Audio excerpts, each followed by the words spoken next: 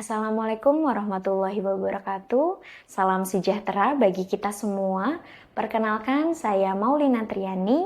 Saya adalah salah satu dosen di program pendidikan profesi dokter gigi, jurusan kedokteran gigi, Fakultas Kedokteran Universitas Jenderal Sudirman, Purwokerto.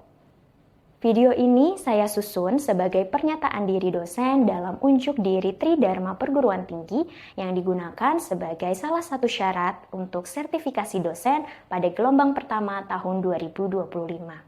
Video ini berisikan cuplikan pembelajaran yang telah dilakukan pada program pendidikan profesi dokter gigi yang diharapkan mampu menggambarkan bidang pengajaran yang selama ini telah saya lakukan.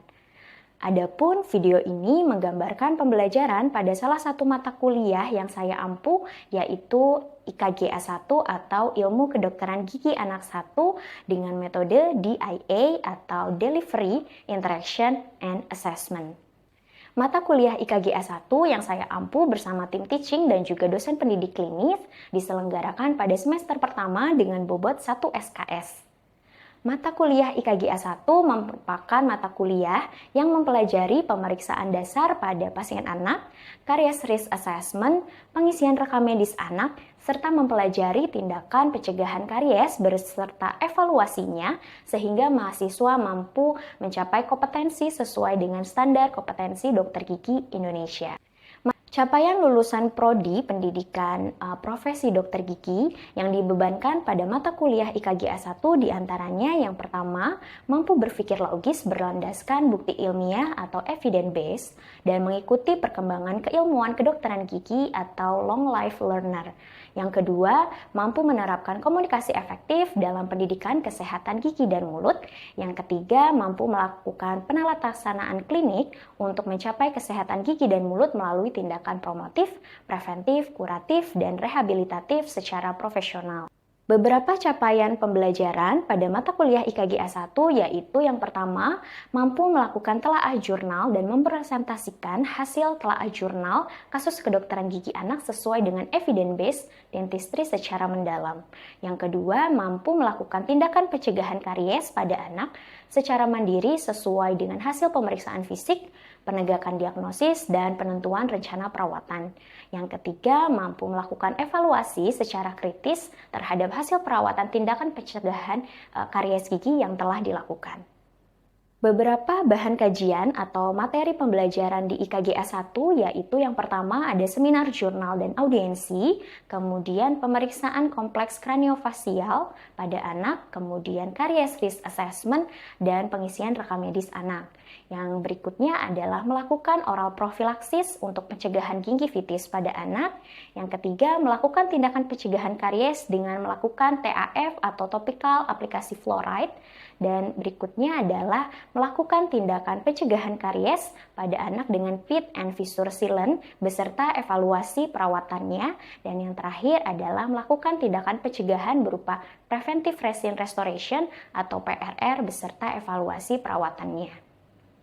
Metode pembelajaran yang dilakukan pada mata kuliah IKGA 1 didominasi oleh praktik klinis pada pasien anak pada beberapa rumah sakit jejaring. Salah satunya adalah Rumah Sakit Gigi dan Mulut Pendidikan Universitas Jenderal Sudirman. Kemudian ada juga metode pembelajaran berupa presentasi kelompok yang akan membahas mengenai jurnal yang telah ditelaah. Kemudian ada juga kuliah kelas besar sebagai kontrak ataupun pengarahan pada pembelajaran mata kuliah IKGA 1. Sistem penilaian yang dilakukan pada mata kuliah IKGA 1 adalah sistem penilaian yang bersifat sumatif dan juga formatif yang disesuaikan dengan berbagai metode pembelajaran yang telah dilakukan.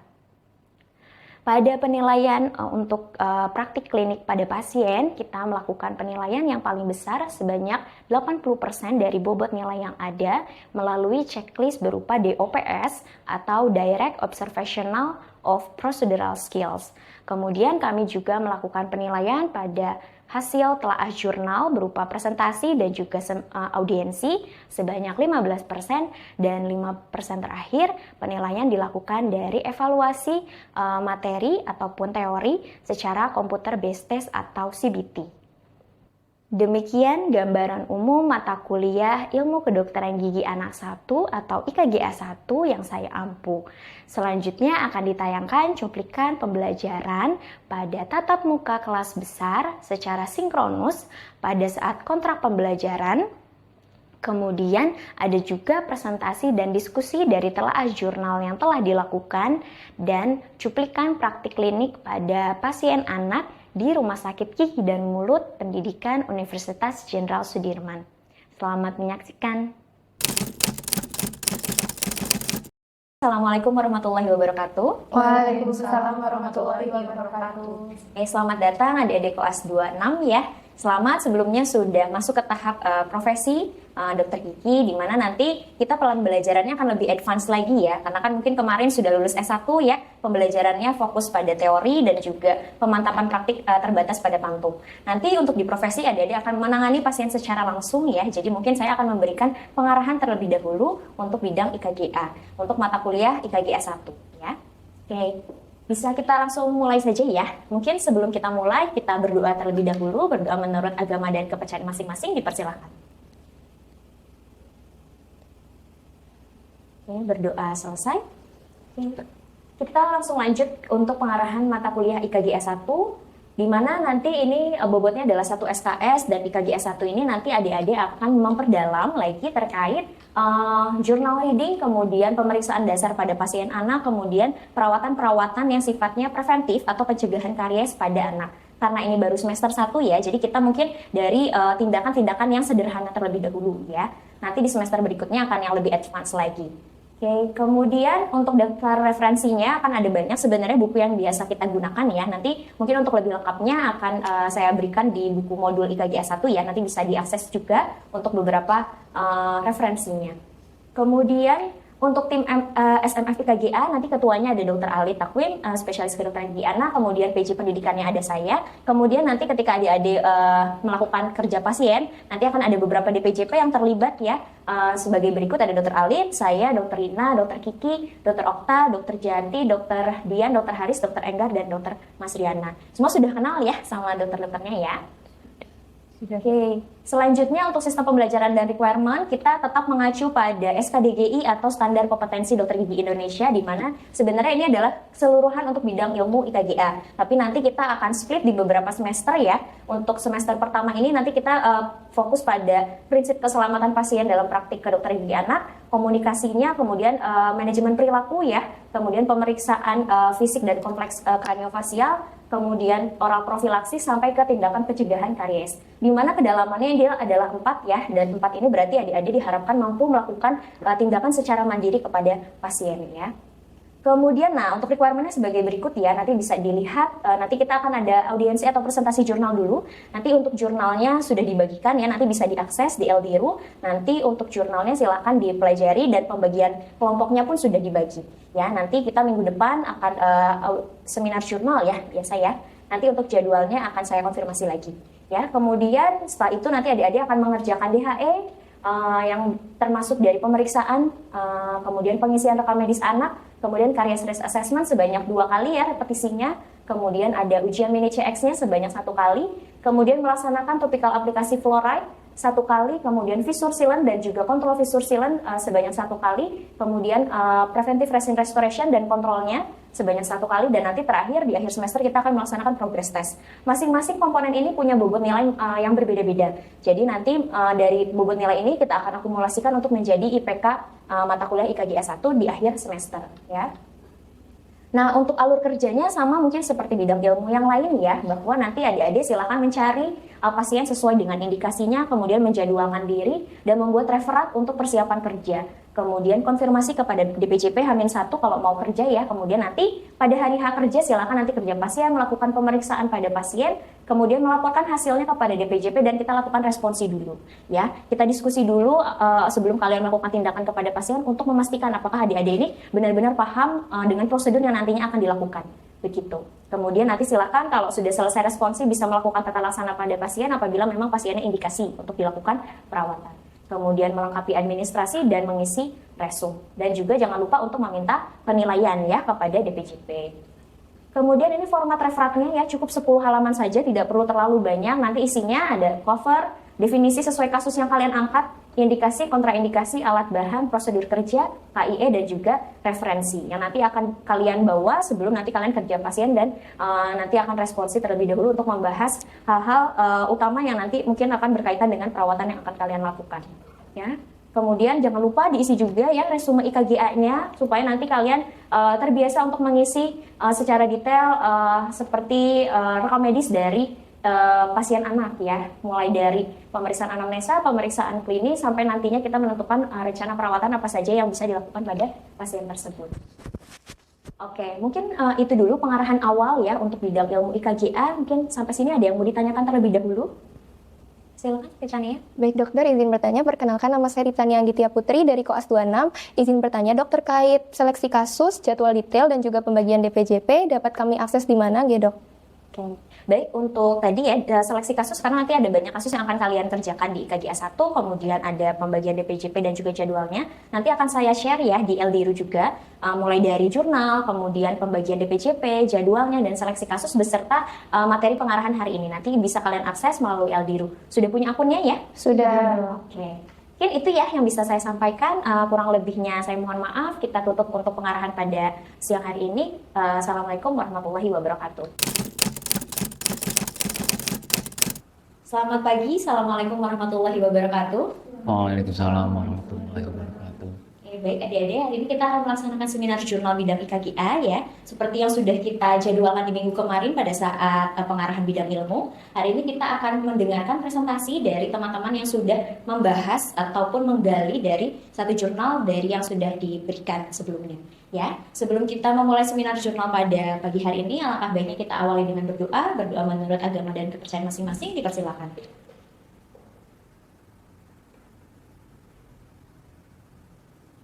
Berdoa selesai. Oke, untuk seminar jurnal hari ini mungkin kita akan mendengarkan 3 kelompok terlebih dahulu ya, supaya materinya mungkin tidak terlalu overload gitu, biar nanti bisa diserap dengan baik. Nah, seperti biasa nanti presentasinya kurang lebih 15 menit ya, kemudian nanti 15 menit berikutnya kita akan sesi tanya jawab dan diskusi. Saya harapkan adik-adik audiens untuk aktif bertanya ya, karena mungkin topik-topiknya yang nanti akan disampaikan adalah topik-topik yang memang akan berhubungan dengan bidang ilmu IKGA 1, terutama yang nantinya akan adik-adik laksanakan tindakan perawatan pada pasien, begitu. Mari kita langsung mulai aja ya. Untuk kelompok pertama mungkin yang sudah siap adalah kelompok Vera dan juga Alvan ya. Dipersilakan presentasi pertama. Assalamualaikum warahmatullahi wabarakatuh. Shalom, Om Swastiastu, Namo Buddhaya, salam kebajikan. Pada yang terhormat Dr. Igi Maulina Triani MDiomed, dan kepada teman-teman yang terhormat, saya Nilo Vera Natalia, NIM G4B024003, dan rekan saya Alvan Maulana Akbar, NIM G4B024004. Kami dari kelompok 1, selama beberapa menit ke depan, kami akan mempresentasikan terkait jurnal yang telah kami telaah pada bidang ilmu kedokteran gigi anak atau IKGA dengan judul Case Report Treatment and Management of a Child at High Risk of Caries. Merupakan identitas jurnal yang telah kami telaah dengan judul Case Report Treatment and Management of a Child at High Risk of Caries dengan beberapa penulis sebagai berikut, dan telah diterbitkan pada jurnal Front Pediatry volume 11 halaman 1-7. Sebagai pendahuluan dari telaah jurnal yang telah kami lakukan, diawali dari salah satu penyakit gigi dan mulut dengan prevalensi tertinggi, yaitu gigi berlubang atau karies gigi, yaitu merupakan salah satu kondisi di mana tidak tercapainya equilibrium atau ketidakseimbangan, salah satunya dari mikroflora normal. Dan seperti yang kita tahu, beberapa faktor yang menyebabkan karies gigi, diantaranya adalah faktor host, mikrobakteri, diet, dan juga waktu. Salah satu faktornya adalah mikroflora normal itu sendiri yang tidak seimbang, dan pada hal ini yang memicu dari karies gigi ini sendiri adalah bakteri dengan 2 kelompok terbesar, yaitu bakteri asidogenik dan bakteri asidurik. Bakteri asidogenik ini sendiri merupakan bakteri-bakteri yang dapat menyebabkan atau menghasilkan zat asam. Sedangkan untuk bakteri asidurik ini adalah kelompok-kelompok bakteri yang dapat tinggal atau adaptable dalam lingkungan yang asam. Salah satu jenis bakteri atau salah satu bakteri yang memiliki kedua sifat tersebut sekaligus adalah Streptococcus mutans. Dan pada tabel atau gambar dari karies pada sisi kanan atas ini merupakan beberapa faktor yang bisa kita nilai apakah seseorang itu memiliki risiko tinggi karies atau rendah karies. Dan hal tersebut dilihat dari 2 faktor, yaitu pathological factors dan juga protective factor. Yang hubungannya ini diantaranya dikaitkan dengan oral hygiene, diet, morfologi, komposisi dan laju alias saliva, dan juga intake fluoride. Lalu untuk dekaries itu sendiri dapat dinilai untuk Hal tersebut dapat dilihat dari Careers Risk Assessment pada form di sisi kiri, yang ini merupakan Careers Risk Assessment atau CRA untuk anak-anak usia 6 tahun ke atas.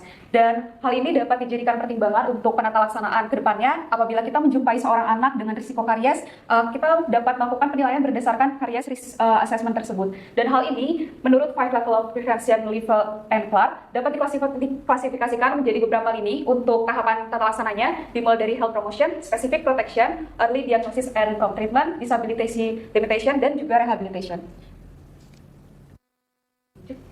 Kemudian tindakan preventif dan aktif pada anak dengan risiko karies tinggi ada beberapa treatment atau perawatan yang bertujuan untuk memberikan perlindungan terhadap gigi. Yang pertama ada fissure sealant, yaitu upaya untuk menutup celah pada gigi permanen anak dengan usia 6-8 tahun pada molar pertama atau molar kedua permanen di antara usia 11-12 tahun. Tindakan ini diberikan pada gigi yang sudah erupsi sempurna, bisa menggunakan sealant atau gas ionomer, dan juga kontraindikasi terhadap gigi yang belum erupsi sempurna. Kemudian tindakan yang kedua adalah tindakan pemberian fluor atau topical aplikasi fluoride, merupakan upaya pemberian bahan preventif yang bersifat bakteriostatik yang merupakan agen utama dalam mengurangi prevalensi karies karena memiliki mekanisme kerja menghambat remineralisasi gigi dan menghambat pembentukan plak. Nah, fluor ini tersedia dalam berbagai sediaan.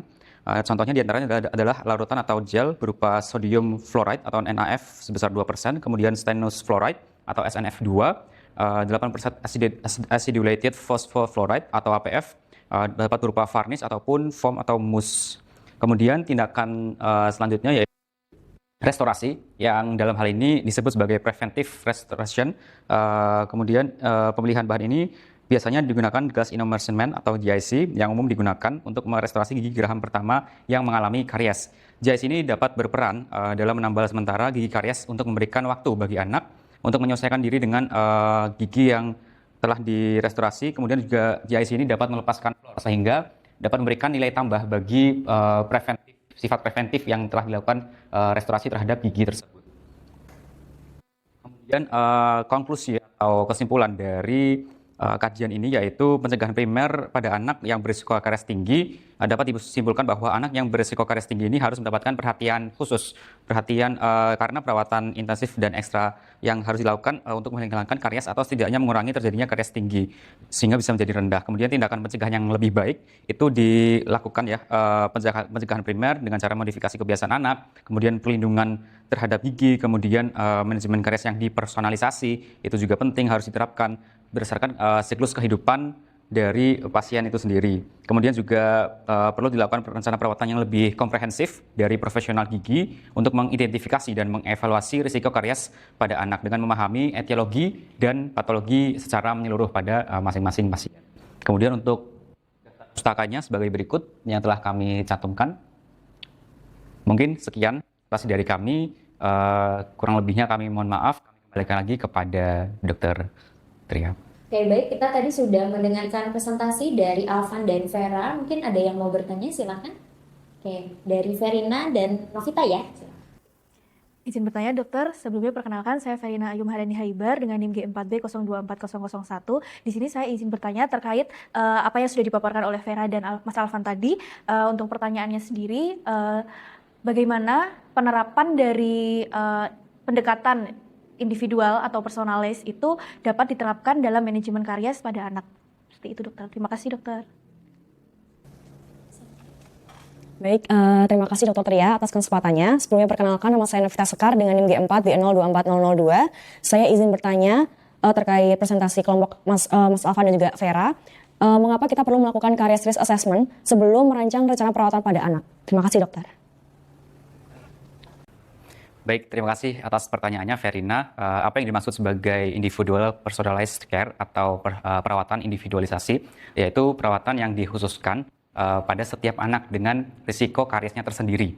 Nah, perawatan ini penting karena memang pada pasien memiliki risiko yang berbeda-beda sehingga perlu adanya personalisasi untuk masing-masing pasien dengan risiko yang khas pada anak tersebut. Karena memang pada beberapa anak terdapat berbagai faktor yang dapat mempengaruhi karies seperti adanya riwayat karies sebelumnya, kemudian kebiasaan menyikat gigi atau pemberian fluoride, kemudian adanya risiko dari kondisi rongga mulut pasien seperti saliva, kepekatan volume laju saliva, kemudian juga ada risiko seperti kesehatan umum pasien ataupun akses terhadap pelayanan gigi. Maka dari itu penting bagi seorang dokter gigi untuk bisa melakukan perencanaan perawatan secara personal. Karena tadi berbagai risiko yang mempengaruhi anak itu berbeda pada masing-masing anak, kemudian juga bukan hanya perawatan pada saat ini, tapi juga perawatan atau perencanaan pada kondisi mendatang, sehingga bisa secara komprehensif menyeluruh pada pasien, bukan hanya merawat apa yang sudah ada pada saat ini, tapi juga mencegah karies yang akan datang. Dan juga bukan hanya pada keluarga pasien tersebut, juga perlu diedukasi supaya bisa terlibat dalam rencana perawatan yang sudah dilakukan. Seperti itu, Verina. Baik, selanjutnya dari pertanyaannya Novita, saya izin untuk menjawab. Mengapa dari karies risk assessment itu sangat penting dilakukan sebelum melakukan rencana perawatan atau tata laksana untuk setiap pasien. Jadi, seperti yang sudah kita tahu, sebelum-sebelumnya kita sudah belajar dari blok ilmu penyakit mulut, bahwasanya sebagian besar dari tata laksana seorang pasien itu dapat digali tata laksananya 80% melalui anamnesis. Jadi beberapa dokter itu mengungkapkan beberapa kasus hanya melalui anamnesis saja sudah bisa menentukan rencana yang tepat untuk pasien, sehingga tidak perlu membuang-buang waktu untuk melakukan pemeriksaan penunjang dan lain-lain. Sehingga dalam hal ini, khususnya untuk anak-anak, salah satu tools yang dapat dilakukan adalah melakukan penilaian berdasarkan karies risk assessment atau CRA. Karena apabila kita lihat pada slide-slide awal, pada setiap komponen dari CRA itu sendiri memiliki beberapa details yang harus ditanyakan kepada orang tua pasien, seperti impact floratnya bagaimana, apakah rumah pasien itu jauh dari sumber air berfluoride, lalu sosioekonominya seperti apa, oral hygiene seperti apa, kebiasaan menyikat gigi, frekuensi snacking, dan lain-lain. Hal itu bisa dijadikan dasar dari penentuan tata laksana setiap pasien. Karena dalam konteks gigi dan mulut itu sendiri, setiap perawatan yang dilakukan harus bersifat customized. Walaupun apabila kita analogikan ada dua pasien dengan risiko karies yang tinggi, tetapi untuk anak A dan anak B itu pastinya memiliki rencana perawatan yang berbeda. Dan hal tersebut yang menyebabkan CRA ini menjadi salah satu hal yang penting untuk menentukan rencana perawatan pasien itu sendiri.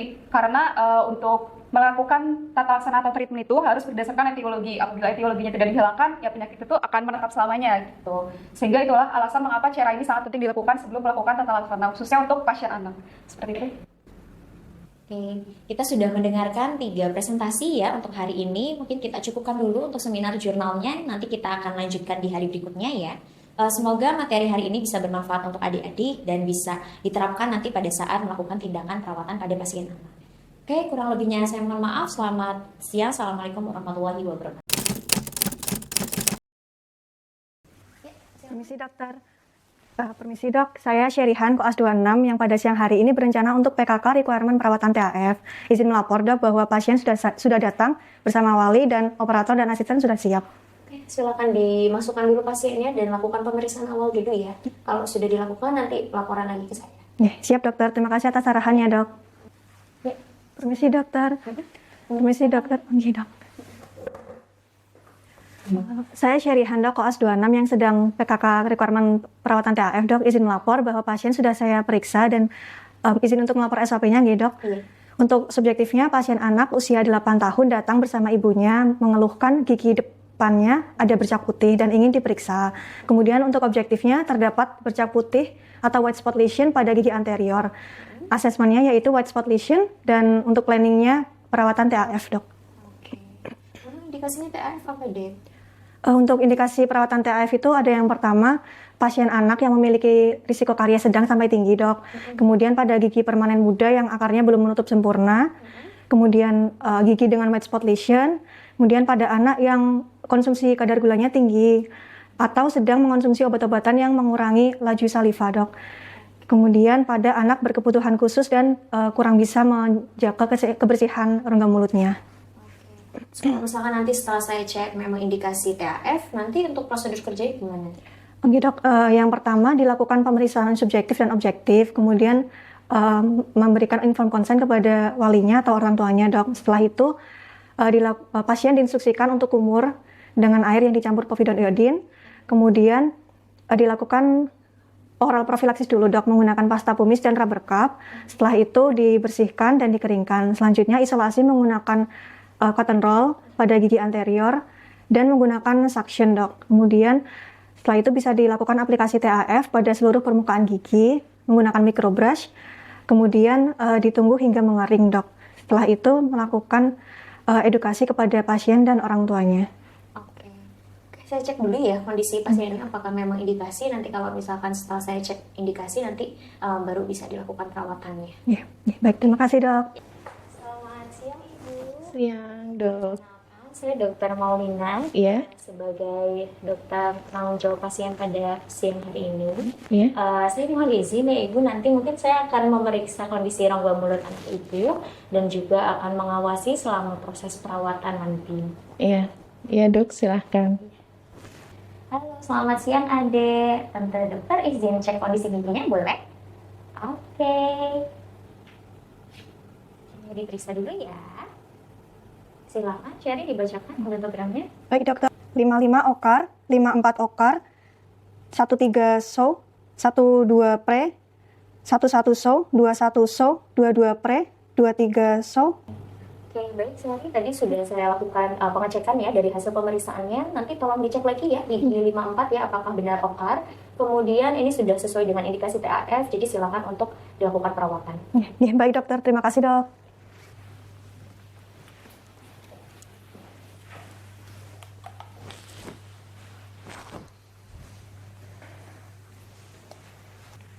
Oke, tadi udah diperiksa ya Aldan. Coba dikasih kapas dulu mulutnya. Nah, pintar.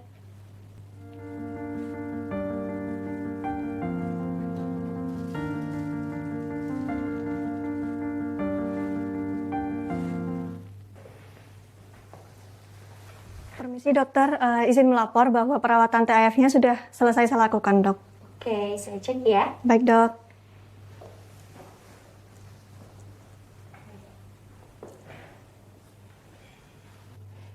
Lihat lagi ya, Dek ya. Oke, saya lihat untuk perawatan TAF-nya sudah cukup. Nanti silakan pasiennya diedukasi, kemudian boleh dipulangkan. Ya, baik dokter, terima kasih atas arahannya dok. Oke, perawatannya udah selesai ya dek. Nanti selama 1 jam ke depan jangan makan sama minum dulu ya. Sama sikat giginya 2 kali sehari, oke? Pinter. Baik Bu, untuk perawatan hari ini sudah selesai. Ada beberapa pesan ya Bu yang harus diingat. Untuk 1 jam ke depan jangan makan minum dulu untuk adik Aldan. Kemudian tetap jaga sikat gigi 2 kali sehari nih Bu, setelah sarapan dan sebelum tidur malam. Oh iya. Ada pertanyaan Bu? Nggak ada, dok. Oke, baik, terima kasih Bu. Ya. Permisi dokter. Permisi dok, saya Syarihan, koas 26 yang tadi siang sudah melakukan perawatan TAF dok. Izin untuk meminta nilai apakah berkenan dok? Iya.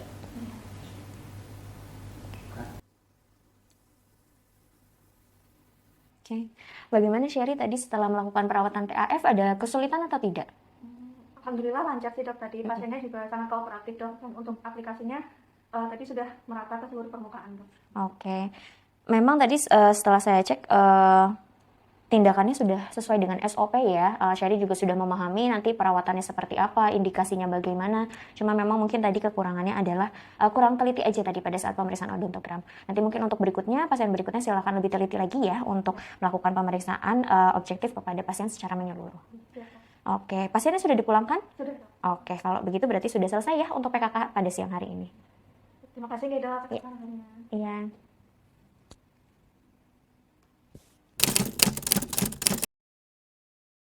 Demikian gambaran mata kuliah Ilmu Kedokteran Gigi Anak 1 atau IKGA 1 beserta cuplikan pembelajaran yang telah dilakukan oleh mahasiswa program profesi pendidikan dokter gigi pada jurusan Kedokteran Gigi Fakultas Kedokteran Universitas Jenderal Sudirman.